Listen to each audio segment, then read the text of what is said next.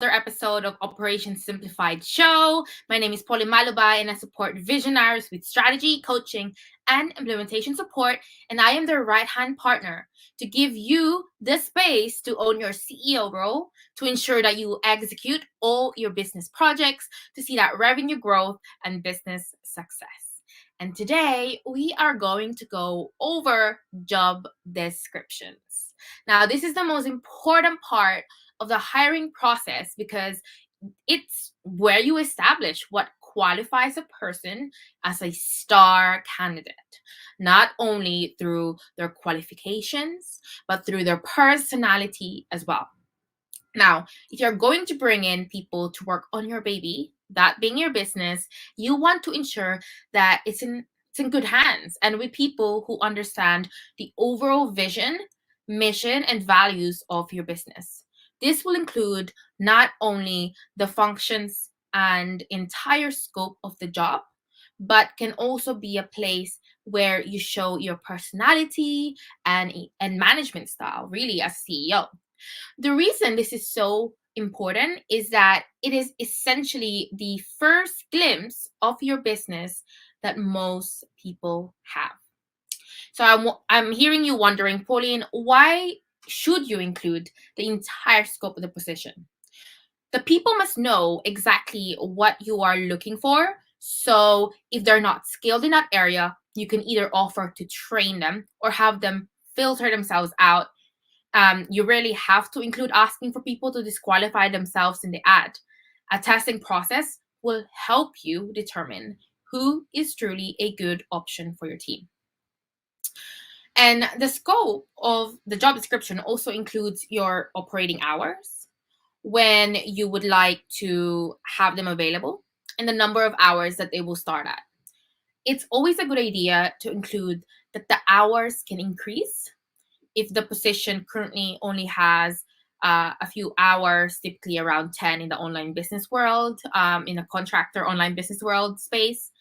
But I see this so often. Don't forget to add which time zone you're in, especially in the online space that we all work in. People are everywhere. The workforce is global. So another thing is, how do you show your personality and management style in a job description? This is something that I help my clients with. So for most people, when we write any sort of text, whether it be an email, blog, or social media post, we let some of our personality show through. Use similar verbiage in the application. Visuals with pictures for the ads can also help better represent your vibe, right? Your own business vibe, your own CEO vibe to everyone at a first glimpse. For management style, you can simply state it in the job description. If you would like to do daily check-ins and updates through Slack or other communication platforms, then just say it, let it be known. Another important thing to include is if your team has a weekly meeting or whatever cadence, by weekly, monthly, and when that is, which time zone, and also what you expect during them. So really try to include your business culture and routine. So if the management style is too laid back or not laid back enough, unqualified applicants will turn down the job description or the ad quickly without more time wasted on their end as well as yours. So I want you to really understand how important getting the job description is it's really crucial.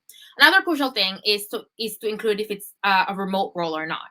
Some in-person businesses don't want remote employees and make that very clear with the job description. If you are an in-person team open to having a remote worker, set up weekly meetings and an easy way to communicate with all members so you can easily track work for everyone and keep your team all on the same page. Okay, this is so important. Sometimes I see a lot of remote workers feel isolated, so make sure that's not you. For availability, present the hours that you want them to work in a week or month.